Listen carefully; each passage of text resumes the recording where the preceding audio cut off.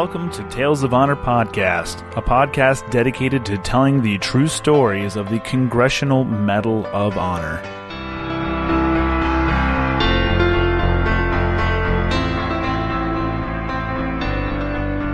Hello, everyone, and welcome back to another episode of Tales of Honor Podcast. I'm your host, Christoph Ambrosch, and this is not just another podcast. This is episode 100. 100. I finally hit the triple digits, and I don't have anything special today. Just wanted to say a bunch of thank yous for all the support along the way, getting me to this point. All the sponsors that have contributed to the show in order to help it keep going. I do appreciate your time and support in order to let this happen. Can I do it on my own? Sure, I guess I could. But I guess you know who makes it a lot easier? Sponsors. So going back to obviously the Bearded Detailer, Design Cake Studios, Sunrise Linens, and Combat Flip Flops. Big thank you to all of them for their support getting me here tonight. Tonight's episode is going back once again to the Korean War, and it's actually kind of special. I'll explain to you why in a minute. It is, of course, being brought to you by Combat Flip Flops. I was out on the boat this afternoon. I just needed some mental relaxation time, which I don't think I got because I, of course, took my kids with me and the dog and my wife. So it wasn't as relaxing as it could have been, but that's okay. I, of course, was wearing my Combat Flip Flop Floperators out on the boat with me, which was...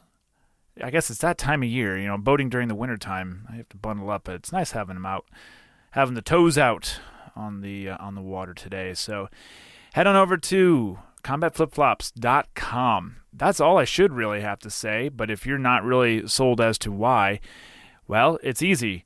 When you buy stuff, that money goes to good stuff. Good stuff like educating Afghan women and girls and helping get rid of landmines and other unexploded ordnance in Laos, and it also helps support the members and families of the Special Operations community. These guys are the real deal. They're going around. They've been on Fox News. They've been on a lot of places spreading the good word of what they're doing. And what is that? Well, they're trying to flip the view on how wars are won, and that's business and not bullets. Now, I told you tonight's episode is a little special for me.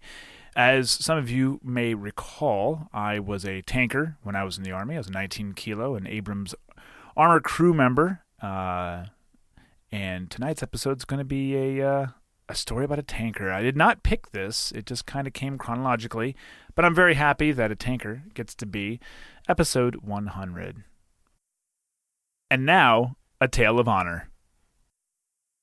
Ernest Kouma was born on the 23rd of November, 1919, in Dwight, Nebraska, where he grew up on a family farm.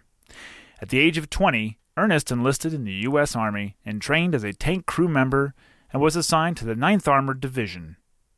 This division landed in Normandy in support of World War II in September of 1944, and within a month were on the front lines near the Luxembourg German border.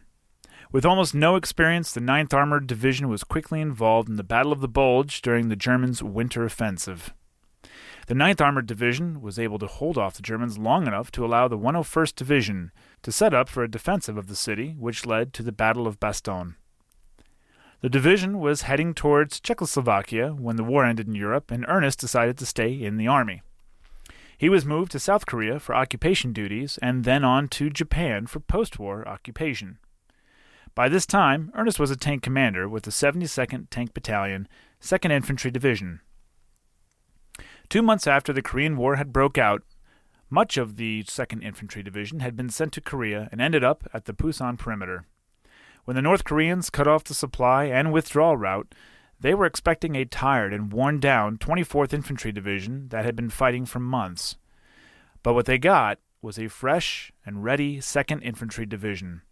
It was Ernest's actions during the Second Battle of Nakhtong Bulge that would earn him the Medal of Honor.